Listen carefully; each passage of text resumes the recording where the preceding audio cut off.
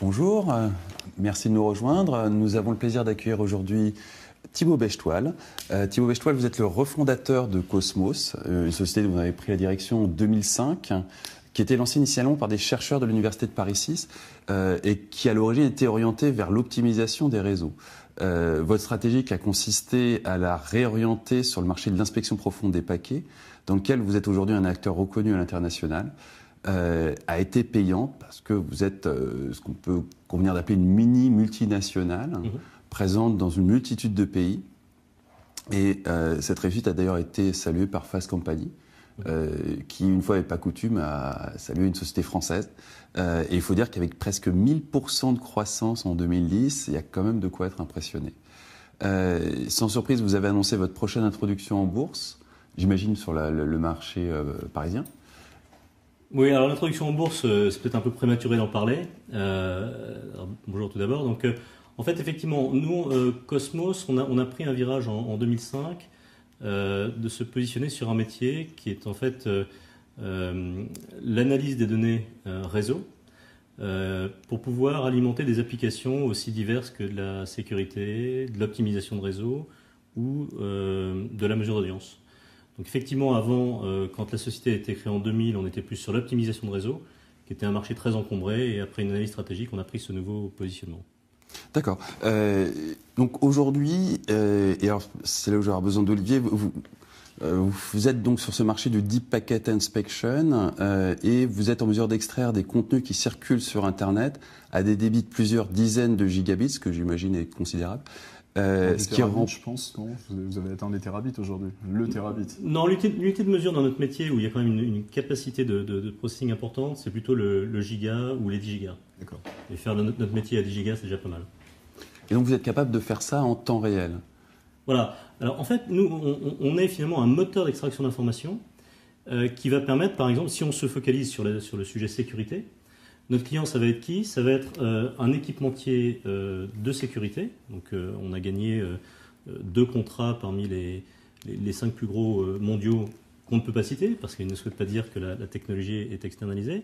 Donc, on va fournir ces gens-là, et ils vont ajouter en fait à leur capacité de traitement de la sécurité, la capacité aussi de reconnaître des applications, ou d'extraire des données précises qui vont être utiles pour des applications de sécurité, et notamment faire en sorte de prévenir des attaques avec des gens qui utiliseraient des applications ou des protocoles un petit peu, je dirais, anormaux pour attaquer un système. Alors, prévenir des attaques, si j'ai bien compris, et vous me rectifierez si j'ai tort, mais vous avez des plugins, et j'imagine que le terme est très approximatif, qui permettent de détecter des contenus Hotmail ou Gmail, donc il ne s'agit pas d'attaque, là, il s'agit tout simplement de surveillance. Alors, il peut s'agir de surveillance, il peut s'agir aussi pour une entreprise, enfin, dans le domaine de la sécurité, on voit beaucoup ça. Il y a une problématique, notamment dans les grands groupes, auxquels sont confrontés des gros équipementiers de sécurité comme Cisco ou Checkpoint ou peu importe. Finalement, l'Internet, est-ce que ça doit être binaire? On donne accès, on ne donne pas accès? Je pense qu'une société informatique, enfin, une société et un département informatique d'un grand compte, par exemple, va être attentif à faire en sorte que les employés ne passent pas leur temps à faire du peer-to-peer ou du Facebook ou ce genre de choses. Oui, mais là, on parle de Hotmail et Gmail. On ne parle pas de peer-to-peer ou... Alors, Hotmail et Gmail, ça peut être aussi des messageries qu'une direction, des systèmes d'information d'une entreprise peut dire, voilà, la messagerie corporate de l'entreprise est une messagerie Outlook ou en tout cas la messagerie de la société. Mais est-ce que pour autant, ça autorise les entreprises à regarder ce que leurs employés échangent dans leur Hotmail ou leur Gmail? Alors, pas directement. D'abord, nous, on n'est pas en fait dans le métier, si vous voulez, d'analyser nous-mêmes les flux. C'est-à-dire qu'on va donner les éléments qui va permettre à un équipementier de sécurité lui-même d'analyser les flux. C'est-à-dire que vous êtes une brique dans un système qui permettrait à un tiers de regarder ce que disent les gens par courrier. Si je peux me permettre, en fait, si j'ai bien compris votre offre, en fait, vous avez un panel de 300 protocoles à peu près sur vos équipements. Et donc, c'est en agissant sur ces protocoles, en regardant un petit peu ce qui se passe dans ces protocoles, qu'on arrive à extraire des informations. Donc, effectivement, ça peut être sur de la messagerie, ça peut être sur du NTP, sur n'importe quel type de protocole, même sur de la 3G, sur des réseaux 3G. Et à partir de ça, après, le traitement qu'on en fait est celui qu'on veut, effectivement. Typiquement, on a vu récemment en Égypte que le gouvernement avait accès à des données personnelles de la barre de dissidents. C'est avec ce genre de technologie qu'on peut faire ça ? Il y a effectivement moyen, en plaçant des équipements sur le réseau, de faire ce qu'on appelle un petit peu du man in the middle, c'est-à-dire de placer un équipement qui va être un petit peu indétectable, qui est plugué directement en Ethernet, qui va être totalement transparent sur le réseau, et de faire, par exemple, croire qu'on va servir un certificat de sécurité, par exemple celui de Gmail. Et alors des fois, pour de l'écoute légale, c'est effectivement des certificats originaux. Pour des coûts un petit peu moins légales, on va dire qu'on peut servir un petit peu n'importe quel certificat, et à partir du moment où la personne accepte ce certificat, elle se retrouve. Légal, pas légal. Si on est dans le cadre d'une dictature, ça a peu de sens, en tout cas sur la loi effectivement, locale. sur un marché comme l'Égypte, mais au risque de me tromper, je crois que c'est une société américaine qui est sur l'Égypte. Effectivement, sur des pays comme ça, on a des doutes sur le plus apporté au réseau. Là, quelle est la part de votre marché qui est sur pour parler clair, sur des dictatures et dans lequel vos technologies sont utilisées à des fins de surveillance des populations ? Non, en fait, nous, je vais vous donner un exemple. Par exemple, GFK, qui est une société qui fait des études de marché. Qui est l'un de vos actionnaires d'ailleurs. Qui est un de nos actionnaires, utilise notre technologie avec comme premier objectif d'anonymiser les flux. D'accord ? Donc notre client, en l'occurrence GFK... C'est-à-dire que typiquement GFK, vous êtes implanté par exemple au Cambodge, et donc le gouvernement cambodgien anonymise les flux avant d'écouter les conversations des dissidents ? Non, sur le sujet de GFK, vous êtes sur un sujet d'études de marché. Donc vous n'êtes pas du tout... Au Cambodge ? Non, mais je ne parle pas du Cambodge, puisque... vous parlez de quel marché ? Je parlais de GFK. Je crois qu'il y a incompréhension...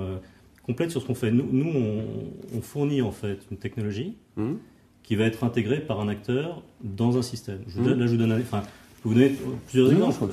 Tout à fait. Prendre des exemples plutôt que de vous commenter des exemples sur lesquels on n'est absolument pas. Je vois pas quel est l'intérêt. Prenons l'exemple d'une société française qui s'appelle Ipanema, qui fait de l'optimisation de réseau. D'accord ? Donc Ipanema, son objectif, c'est d'optimiser les flux des entreprises et de faire de la priorité. Je crois que l'optimisation de réseau, c'est précisément l'ancienne stratégie. Oui, en tant que produit complet. Donc on est d'accord, c'est une stratégie que vous avez laissée tomber au profit de l'inspection profonde des paquets. En fait, c'est très complémentaire. Non, attendez, parce que soyons précis. Il y a 5 ans, Ipanema, c'était un concurrent. Maintenant, c'est un client. D'accord. Je pense que ce qu'il faut arriver à comprendre, si vous voulez, c'est que nous, on ne touche pas ni l'entreprise, ni l'opérateur, ni le gouvernement de manière directe. On s'adresse à des gens qui vont intégrer une technologie pour en faire une application. Absolument. Donc, c'est bien compris. C'est nous qui sommes journalistes.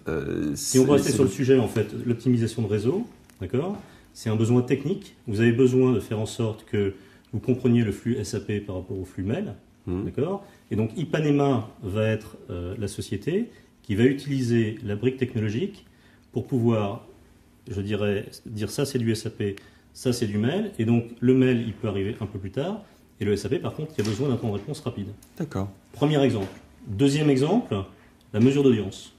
La mesure d'audience, ou l'analyse de comportement marketing, on a signé un accord avec GFK, d'accord. Donc GFK qui est une société d'études de marché, son concurrent c'est Nielsen. GFK fait à peu près 1 milliard d'euros de chiffre d'affaires, et leur objectif aujourd'hui c'est de pouvoir analyser en fait le comportement des gens sur des réseaux, et bien évidemment l'individu n'est pas le sujet. Pour le sujet c'est... Systématiquement, chaque fois qu'on fait usage de votre technologie, l'individu n'est pas le sujet ? Dans le cas de GFK, ce que je suis en train de vous dire c'est que chaque cas particulier, chaque cas d'usage a son propre cadre légal. Donc il y a des métiers techniques sur lesquels... Légal, entendons-nous bien, dans la législation d'un pays particulier. Donc s'il s'agit de la Bolivie ou du Cambodge, c'est la législation bolivienne ou cambodgienne. C'est pas la législation française ni européenne. D'accord, mais c'est notre client qui va traiter ce sujet-là. Si vous... Bien sûr. Vous comprenez bien. Donc si on est par exemple dans le cas de GFK... Non, mais tout comme si demain vous vendiez des armes, c'est pas vous qui tuez qui que ce soit, vous vendez des armes. Ok, si on prend le cas de GFK, leur métier, c'est pas d'aller vendre des outils d'observation des dictatures. Je sais pas, GFK prospecte quel marché, Olivier Leray ? GFK sont présents, j'ai l'impression, dans 114 pays, dont il y a de tout. Il y a des démocraties et des pays un petit peu moins démocratiques, évidemment. Mais enfin, là n'est pas le problème, parce qu'effectivement, ils sont sur des segments d'études de marché. Moi, ce qui me paraît intéressant, simplement pour illustrer ce que dit monsieur, c'est qu'on a des outils qui permettent, quand on envoie un mail, par exemple, d'avoir la publicité contextuelle. Voilà. Typiquement, ça sert également à ça. Donc, on a une mauvaise image, en règle générale, du DPI, qui est qu'une suite d'outils, en fait. Parce qu'on présume, en France, qu'il y a peut-être un petit viol de correspondance qui n'est pas réellement en accord, en fait, avec le Code des postes et des télécommunications. Le seul truc, c'est que c'est pas des gens qui lisent ces mails, ce sont des robots, en fait, qui lisent ces mails. On fait de la reconnaissance de contenu, typiquement. Donc, légalement, en France, on n'a pas encore réglé cette problématique. Alors pourquoi est-ce que Free Press, récemment, a demandé au Congrès américain d'interdire l'exportation de technologies comme le DPI au prétexte que ça pouvait renforcer la capacité répressive des dictatures? Alors, il y a effectivement une utilisation de ces outils qui peut être détournée, on va dire, à des fins de surveillance. Est-ce que ça peut vraiment être détourné à l'insu du plein gré? Non. Je présume que quand on met en place ce type d'outils dans des pays comme la Tunisie, comme le Yémen, le Soudan, ou des choses comme ça, on se doute évidemment que c'est pas pour de l'optimisation de trafic. Vous m'arrêtez si je bêtise. Vous avez des pays clients à vous qui ne sont pas des démocraties pures et parfaites, j'imagine. Non. Non? Vous n'avez que des démocraties parmi vos clients? Mais nous, on n'a pas des pays parmi nos clients. C'est là où je crois qu'il y a une incompréhension complète et que vous soyez journaliste ou pas journaliste, c'est vrai que c'est assez agaçant d'expliquer la même chose. Nous, on est un outil technologique, c'est comme si vous vendiez une base de données. Ou des balles? Si vous voulez. Moi, je veux bien. Hein. Je veux dire, on vend un outil qui va être Vous intégré. comprenez que votre technologie soit appréhendée par des gens comme Free Press comme de l'armement? C'est quoi Free Press? C'est un énorme lobby américain qui défend les droits de l'homme. Oui. Si vous voulez, d'une manière générale, effectivement, la technologie de DPI, oui, effectivement, peut être utilisée pour ça, bien sûr. D'accord, mais nous, donc ce que vous nous dites, c'est qu'elle n'est pas utilisée, votre technologie, la vôtre, pas celle d'autres fabricants de DPI, n'est pas utilisée dans des pays qui ne sont pas des démocraties. Non, et c'est pas notre métier. Je veux dire, notre métier. Donc vous ne vendez qu'à des démocraties, au final? Non, on vend à des équipementiers réseau informatiques. Et vous ne souciez pas de ce qu'ils font avec, vous ne voulez pas le savoir et vous n'avez aucun moyen de le savoir. On vend à des éditeurs et on vend à des intégrateurs. Voilà. D'accord. Et vous vendez également des plugins qui permettent de lire des mails, Gmail, Hotmail? On vend. Alors, tout à fait, le cœur de notre métier, c'est justement de reconnaître les applications, ce qui est très utile pour tout un tas de choses. Donc, nous, si vous voulez, dans les cas d'usage que l'on traite en tant que Cosmos, il y en a une vingtaine. Donc, il y a par exemple de la facturation au contenu. Il y a des opérateurs qui veulent justement pour limiter l'usage du peer-to-peer, dire bah, tiens, on va facturer tel ou tel type de contenu. Donc ça, c'est un métier, c'est un de nos clients qui s'appelle Volubil qui fait ça.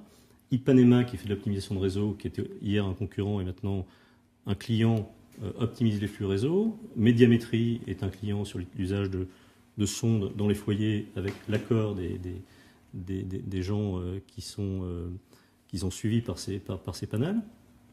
GFK, donc, qui fait de l'anonymisation de trafic. Des sociétés donc, de sécurité d'entreprise, dans les gros acteurs que je ne peux pas citer. Des États? On n'a pas d'État de manière directe. Après, on peut avoir des clients dans un domaine ou dans un autre qui peuvent utiliser des technologies. Donc il n'est pas impossible que vos technologies se retrouvent dans des systèmes de surveillance des populations? Oui, alors aujourd'hui, c'est vrai qu'on a plus vu en fait, des sociétés de type, je crois que vous l'avez vu tout à l'heure, on a vu un peu de presse sur le sujet Narus, je crois. Ouais. Il y a l'exemple également de Nokia Siemens qui est équipé à la Birmanie. Oui, il y a une autre entreprise très française, connue, Nokia Siemens, pour s'être fait allumer suite à la révolution verte en Iran et avoir perdu, je crois, 8,5% en bourse et avoir été obligé de vendre cette filiale à une entreprise non cotée qui, du coup, a un discours beaucoup plus cash depuis. Il y a une autre entreprise française qui est beaucoup plus petite, je crois, Cosmos, qui doit s'appeler Vistel, qui a équipé la Syrie récemment. Qu'est-ce qu'on a comme autre sujet sur l'interception de trafic à gros volume, on va dire. D'accord. La censure. C'est-à-dire censure et surveillance, ce qui sont censure deux fonctions très distinctes dans ces pays-là. Et Ouais. on commence à pouvoir maintenant analyser ce qui s'est passé en Tunisie, maintenant que c'est Dieu merci derrière eux, Et effectivement, on s'aperçoit qu'il y a toute une palanquée de technologies qui ont servi à surveiller la population et très objectivement à la terroriser. Est-ce qu'on va trouver vos technologies là-dedans? Non. Non?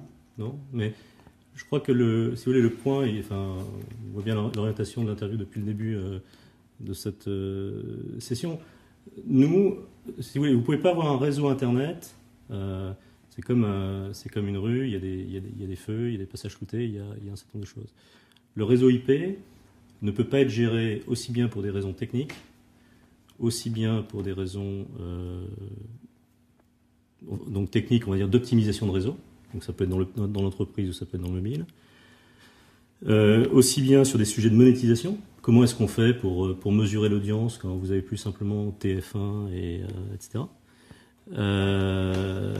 Et puis effectivement sur des sujets de tracking. Mais le tracking, c'est pas que le sujet que vous évoquez où il y a des sociétés américaines qui ont été citées. Non, mais on a bien compris que ces technologies pouvaient être utilisées à autre chose que violer les droits de l'homme. C'est ce qui nous intéresse effectivement dans cette interview, c'est le cas où ce type de technologie est en violation fondamentale avec les droits de l'homme. Il y a des sujets de compliance, par exemple une société qui doit reporter un certain nombre de choses par rapport à des lois type Sarbanes-Oxley. Il y a des sujets aussi de ce qu'on appelle l'interception légale, c'est-à-dire comment est-ce que vous faites pour traquer l'assassin présumé du préfet Erignac. Voilà. Il y a un exemple très intéressant justement sur l'interception légale, qui est l'exemple canadien en fait. Très récemment, il y a Michael Guest, qui est une personne assez connue là-bas, qui a publié en fait un article qui commentait un paquet de 3 lois qui demandait aux fournisseurs d'accès à Internet, même les plus petits, même les locaux, d'avoir une infrastructure qui permettait justement des interceptions légales. Ça veut dire très clairement à terme la mort des petits FAI là-bas. Ça veut aussi dire quelque part une grosse atteinte à la neutralité du net.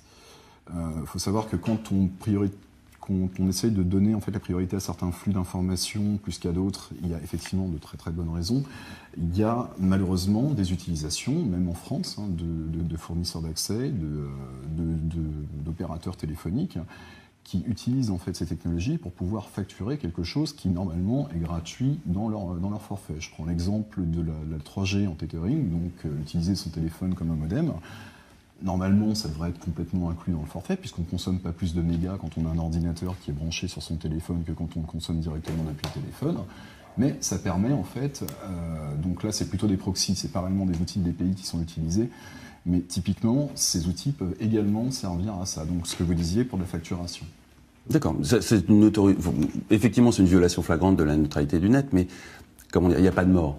Il n'y a pas de mort. Il n'y a pas de mort. Ouais. Alors, quand on s'est quand même aperçu, et notamment en pratiquant en Égypte, mais aussi dans les tout derniers temps de la révolution tunisienne, qu'il y avait des morts avec cette technologie-là, qu'il y avait des gens qui se faisaient pister, traquer, repérer et torturer, avec toute une palanquée technologique, dont du DPI. Le Huffington Post a d'ailleurs publié un article extrêmement violent mettant en cause des sociétés américaines qui vont incontestablement se retrouver dans un embarras certain. Il y a visiblement une très forte pression pour qu'il y ait des lois qui soient prises aux États-Unis. Est-ce que vous redoutez que ce genre de loi soit prise au niveau européen ? Je crois que l'utilisation de la technologie de DPI doit être... sévèrement encadrée ? Doit être encadrée, bien sûr. Vous pensez qu'il devrait y avoir des sanctions pour les sociétés qui ont passé les bornes et qui sont responsables, qui ont du sang sur les mains ? Probablement, moi, c'est pas tellement si vous voulez, le sujet en tant que patron d'entreprise. Moi, je suis dans le développement, si vous voulez, d'une activité qui apporte une grosse valeur ajoutée aujourd'hui à l'industrie. Vous ne pourriez pas forcément avoir d'Internet sans avoir ce type de fonctionnalité, il faut le comprendre. Donc, je pense personnellement... C'est visiblement un avis qui n'est pas partagé. Je trouve ça assez discutable, en fait. Je ne pense pas que le DPI soit nécessaire au réseau. Si, parce que même dans le domaine du réseau mobile, si vous voulez, dans le domaine là, on a parlé d'optimisation de réseau sur les réseaux fixes avec Ipanema, on a des clients dans le domaine du réseau mobile. Vous êtes obligé un minimum de manager les choses. C'est-à-dire que des routeurs Cisco depuis 20 ans managent les paquets sur un réseau, doivent comprendre ce qu'il y a dans le paquet pour savoir quelle est la destination et les aiguiller. Je ne suis pas convaincu parce que si on prend par exemple l'exemple du Stateful Packet Inspection, on ne va pas rentrer dans le paquet, simplement on arrive déjà à avoir des outils de management de réseau qui sont tout à fait corrects pour piloter un réseau 3G, c'est amplement suffisant. L'image qui est souvent prise justement par les ayants droit, qui a aussi un cas intéressant d'utilisation du DPI à des fins de reconnaissance de contenu pour dépolluer un petit peu Internet et le civiliser, Alors, l'image qui est prise, c'est de dire qu'on va lire l'enveloppe, mais en fait, c'est pas vrai. Le DPI fait beaucoup plus que ça. On lit pas que l'enveloppe, on lit également le payload, en fait. C'est-à-dire vraiment des métadonnées. Je crois que ces technologies reconnaissent plus de 4000 métadonnées, si je me trompe, c'est quelque chose comme ça. C'est largement plus qu'il n'en faut pour manager un réseau. Alors typiquement, sur cette dépollution des réseaux, telle que l'a annoncé le président de la République il y a peu de temps, VD6, qui est la technologie mise en avant par les ayants droit pour filtrer l'Internet français de tout ce qui est matériel copyrighté et piraté, utilise visiblement la technologie Cosmos. Donc vous prévoyez d'installer cette technologie de Deep Packet Inspection sur les réseaux français? Parce que Mark Gage, le directeur général de la SCPP, l'a annoncé. Je ne peux pas vous dire exactement quelle utilisation est faite de la technologie VD6. J'avais compris, si vous voulez, qu'il s'agissait d'une compréhension de la répartition en fait, de l'usage, de manière à pouvoir affecter cette répartition aux ayants droit. Mais j'ai pas eu, je dirais, d'update récent. Je crois savoir que les technologies VD6 sont envisagées dans le cadre de licences globales. C'est-à-dire si on arrive à, je dirais, une phase post-Adopi ou Adopi 2 ou je ne sais quoi, on peut imaginer effectivement qu'il y a une licence globale et à ce moment-là, il faut savoir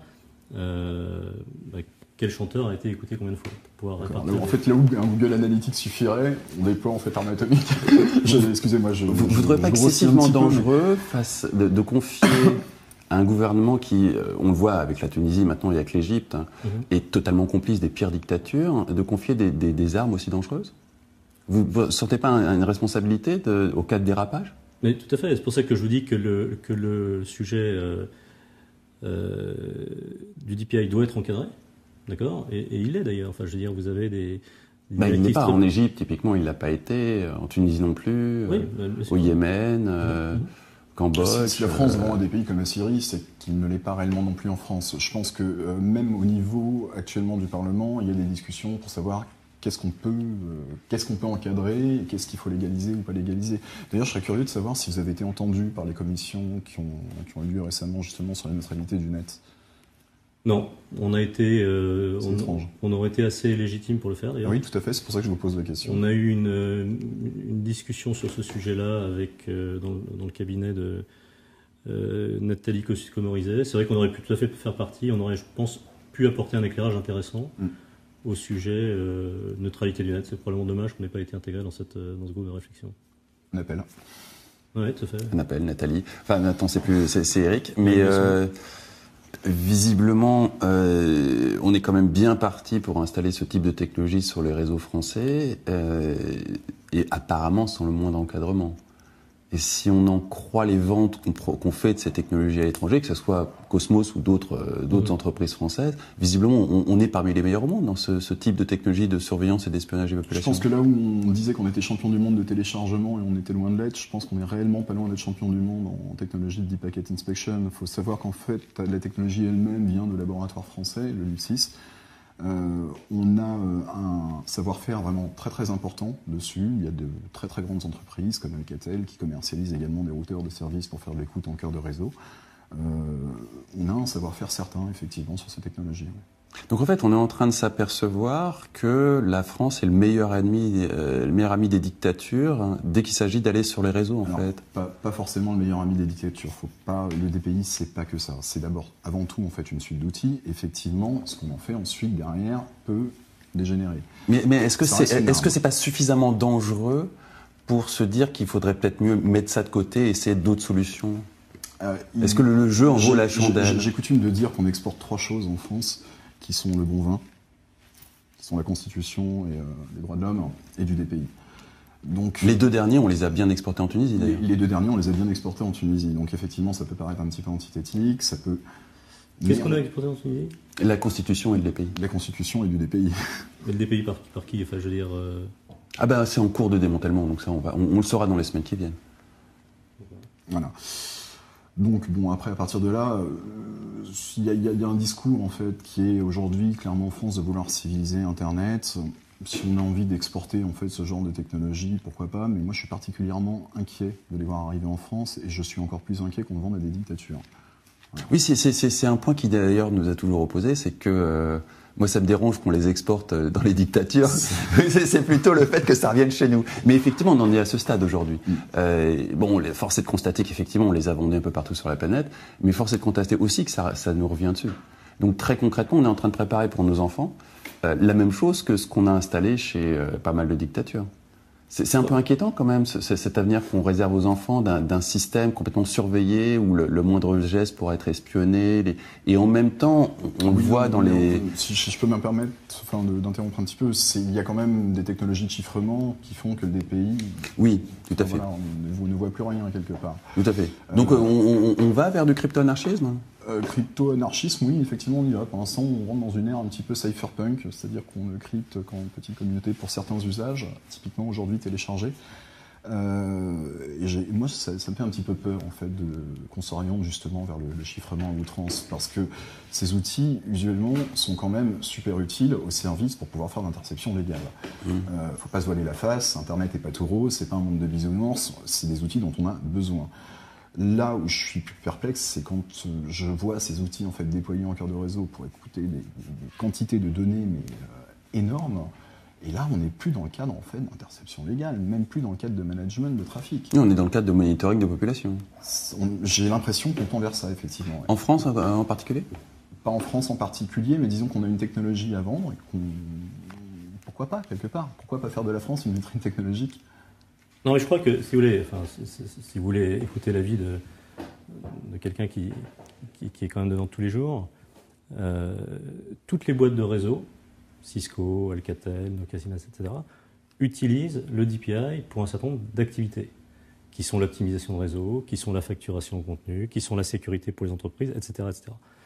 Moi-même, j'étais la semaine dernière dans la Silicon Valley.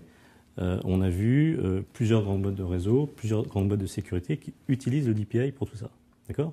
Donc vous avez aujourd'hui, nous on traite chez Cosmos une vingtaine de cas d'application qui utilisent le DPI. J'en ai cité un certain nombre tout à l'heure. Optimisation de réseau, mesure d'audience, étude de marché avec anonymisation.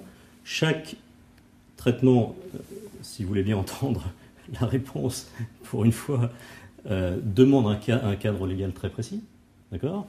Donc dans le cas, par exemple, si on prend le cas de GFK, la première chose à faire, c'est l'anonymisation des réseaux. Donc nous, en fait, on donne une donnée anonymisée, sans possibilité de retour sur la personne.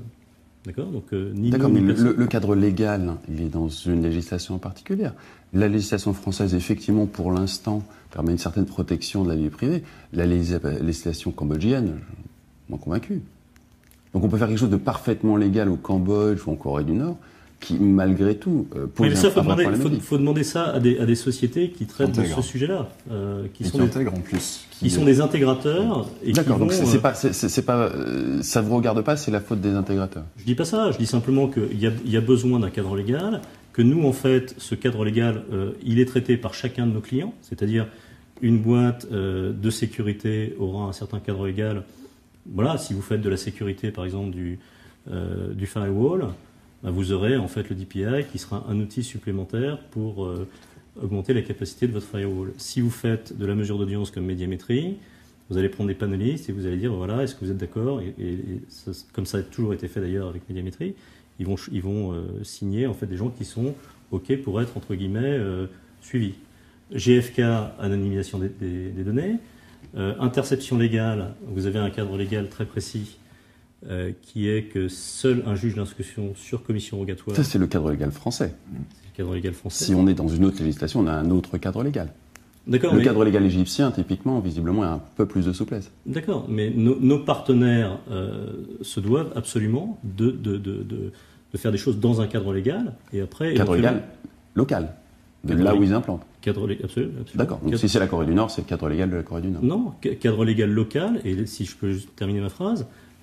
après, prendre des décisions avec des décisions d'éthique sur tel pays. Je ne vais pas vendre en Corée du Nord ou je ne vais pas vendre en Iran, etc. D'accord. GFK est implanté dans quel type de pays qui pourra avoir un cadre légal, on peut dire, pas très compatible avec les droits de l'homme ? Il y a 114 pays. Donc mais non, mais dans le cas de GFK, les données sont anonymisées. Donc il n'y a pas vous ne connaissez pas l'individu. Tout ça dans un cadre légal qui est un peu exotique et je dois faire confiance à la bonne mine de GFK? On ne peut pas vendre une solution avec GFK sans anonymiser les données. Ça fait partie du... D'accord, mais vous vous rendez bien compte que... J'ai des pays comme l'Ukraine, l'Ukraine, il n'y a pas de problème, l'Ouganda... Il n'y a pas de problème en Ukraine. Non, l'Ukraine, non, pas du tout. Enfin, la Côte d'Ivoire... non... GFK, dont c'est le métier de vendre de l'information... Cambodge. Il est bien évident que dans leur propre intérêt, ils n'ont pas... Enfin, je veux dire, ils doivent assurer une chose en priorité, c'est la protection de la vie privée de l'individu. Si vous voulez. D'accord ? Donc, s'ils ne font pas ça, ils se tirent dans le pied. Mais moi, je vous encourage surtout à rencontrer les dirigeants de GFK pour en parler. Je me rassure, ça va être fait. Voilà, très bien. Mais c'est leur sujet, si vous voulez. Donc, et si vous voulez, je fais totalement confiance à GFK. Le projet GFK, non pas tel ou tel pays, mais le projet GFK mondial, a commencé par un projet juridique. Donc vous, contrairement à Cisco, dont on a reçu le directeur général ici, vous assumez la responsabilité de ce qui pourrait être fait de vos technologies. On assume la responsabilité, on fait en sorte, si vous voulez, que... Enfin, nos clients traitent le cas juridique particulier, d'accord ? Et effectivement, les clients doivent traiter, effectivement, soit se conformer à une législation, soit prendre des décisions d'éthique sur ils font ou ils ne font pas. Alors, je vais reposer ma question. Vous assumez la responsabilité de l'usage qui est fait de vos technologies? Je pense qu'aujourd'hui, nos technologies sont utilisées pour des cas d'application qui sont utiles à l'entreprise ou aux opérateurs. Absolument. Je vais reposer ma question. Vous assumez la responsabilité des usages qui est fait de vos technologies? Je suis pas sûr de... Enfin, si le sujet... C'est pas très compliqué comme question. Est-ce que vous assumez la responsabilité éthique, morale, juridique, comme vous voulez, même les trois en même temps, tant qu'à faire, des usages qui sont faits de vos technologies? Alors, nous gérons juridiquement et nous regardons d'un point de vue éthique pour faire en sorte que les technologies soient utilisées dans des cadres qui sont effectivement conformes à la juridiction et à l'éthique. D'accord. Donc on n'a aucune chance de trouver vos technologies chez des Égyptiens, des Tunisiens ou... Dieu sait ce qui va tomber derrière, parce qu'apparemment, il y a quand même un paquet qui vont tomber. Peut-être que si, mais ce sera peut-être du fait des intégrateurs aussi, attention. D'accord, et là, il y a une vraie dissociation, dans le sens où on peut tout à fait prendre les technologies de monsieur sans qu'il soit du tout au courant et en faire les pires horreurs sans qu'il jamais soit au courant. Sans être au courant, j'en sais rien. Quand on fabrique des armes, de toute façon, il y a peut-être des fois un intermédiaire qui fait que ça va alimenter tel ou tel groupuscule, révolutionnaire ou pas. Ensuite, je pense pas qu'un industriel qui construise justement des armes peut savoir où se trouvent toutes les armes. Il y a toujours un marché, il y a toujours des boîtes écrans, il y a toujours des moyens en fait d'alimenter certains usages de ces technologies en matériel sans que ça se voit. Maintenant, effectivement, c'est quand même inquiétant dans le sens où ça reste un petit peu des armes de destruction massive quelque part. Enfin, en termes de démocratie, l'effet démocratique peut être assez mal utilisé. Effectivement, ça peut être assez catastrophique. Ouais. Qu'est-ce qu'on peut imaginer comme régulation dans la mesure où visiblement les parlements un peu à travers la planète n'ont pas l'air d'être très efficaces? Est-ce qu'on peut imaginer, comme on a vu en Égypte, ces groupements de hackers venir faire justice? C'est jamais souhaitable en fait ce genre de choses. Moi je crois plutôt en fait à la bonne intelligence entre les autorités, entre les constructeurs, et effectivement si vous êtes pour une régulation pour ce type de technologie, ce qui est un petit peu normal, il y a quand même un sens éthique fort en fait dans le matériel que vous produisez. Ce que je n'arrive pas à comprendre aujourd'hui, c'est que vous n'ayez pas été entendu par les commissions parlementaires sur la net neutrality, sur justement la vente de ces technologies à d'autres pays. J'ai du mal à m'expliquer que vous n'ayez pas été entendu. Alors qu'en 2007, depuis les accords de l'Élysée, très concrètement, il y a un dessein de la part de l'Élysée d'installer du Deep Packet Inspection sur les réseaux français. Dans quel usage? La dépollution des réseaux. Reconnaissance de contenu principalement pour les ayants droit. Reconnaissance de contenu pour les ayants droit. Effectivement, nous, en fait, on n'est pas du tout rentré dans le sujet Adopi, parce qu'on était... En fait, si vous voulez, sur Adopi, vous avez deux façons de le traiter. Il y a, soit vous êtes dans le nuage, et vous apparaissez comme un pire, et vous regardez, en fait, qui peuvent être des gens qui téléchargent de manière... Ça, c'était MG, ça. Voilà, c'est TMG. Ça ne fonctionne que sur du peer-to-peer. Voilà. Donc c'est un usage très limité au final. D'ailleurs, on l'a vu, tous les pirates sont passés à d'autres types de technologies comme le stream illégal ou le direct download. Typiquement, si on veut filtrer les contenus qui viennent d'une liaison transatlantique de chez Mega Upload, pour ne pas les citer, là, du coup, effectivement, les équipements de Deep Packet Inspection peuvent être une technologie providentielle. Donc ça, on peut s'attendre à voir ça sur les réseaux français ? On peut raisonnablement s'attendre à voir ça. D'ailleurs, en fait, pas plus tard qu'hier, la SACEM demandait à ce qu'on fasse des expériences encore. Donc oui, effectivement, on peut s'attendre à voir ça. C'est un gros marché pour vous, ce genre de choses ? Non. On n'a absolument pas répondu au sujet Adopi parce qu'on pensait que c'était totalement, d'abord, très politique, et deux, je pense que la technologie proposée par TMG est tout à fait suffisante. Nous, en fait, on a des marchés qui nous permettent de nous développer fortement en étant sur les cas d'usage que j'ai cités. D'accord ? Donc voilà, on va voir comment évolue le marché. Moi, personnellement, je l'ai dit, je suis tout à fait pour une réglementation du DPI, mais qui existe sur un certain nombre de cas d'usage. Je pense qu'il faut en limiter les utilisations, c'est très clair. En l'occurrence, le fait de filtrer les réseaux contre des contenus copyrightés, sachant que ça entraîne nécessairement une montée en flèche du crypto-anarchisme, et donc une disparition totale des capacités d'investigation de la police sur de la vraie délinquance qui sera totalement noyée au milieu de tout un tas de gamins qui téléchargent, pour parler clair, et qui utiliseront les mêmes armes de cryptage. Ça vous paraît dangereux comme escalade ? Pour la sécurité nationale, j'entends. Enfin, nous, tout à fait franchement, ce sujet dans le business que l'on traite, ce sujet de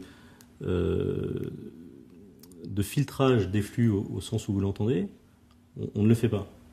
Non, c'est pas ma question. Ma question, c'est est-ce que ça vous paraît dangereux, cette escalade ? Une escalade où vous aurez des outils de contrôle qui amènent à plus de chiffrage. Et qui amènent paradoxalement à plus de sécurité pour les vrais délinquants. Oui, probablement. Je pense qu'on est dans un monde où si on est dans un réseau complètement chiffré, il peut effectivement y avoir des problèmes à tout niveau, sur le management des réseaux, donc c'est probablement une mauvaise chose. Ouais. Même l'impact économique, typiquement, pour des gens qui font du tracking pour de la publicité, des fins publicitaires, ça risque de poser problème si tout le monde s'amuse à chiffrer. Tout à fait, oui. Ça marchera beaucoup moins bien. Oui, exactement. Ouais. Je crois qu'il faut considérer tout ça. C'est vrai qu'aujourd'hui, l'analyse d'usage, la mesure d'audience, etc., vous avez un marché d'annonceurs qui a besoin de se baser sur des informations. Si vous avez une information totalement chiffrée, vous perdez ça. D'accord, donc proportionnellement, en fait, vous avez plus à y perdre qu'autre chose, quelque part. Oui, tout à fait. Voilà. Nous, on est pour, l'utilisation de technologies d'DPI, comme je l'ai évoqué, sur des cas d'usage qui sont encadrés, qui vont dans le sens soit d'apporter plus de sécurité à l'entreprise, soit des données de marché, soit faire en sorte qu'un réseau mobile soit mieux managé. Voilà un petit peu notre... Mais en aucun cas de monitorer une population ou de filtrer certains types de contenus. Non, c'est clairement pas notre objectif, non. D'accord. Merci beaucoup pour ces précisions. Merci. Et puis on va s'arrêter là pour aujourd'hui. Merci de nous avoir suivis et à bientôt.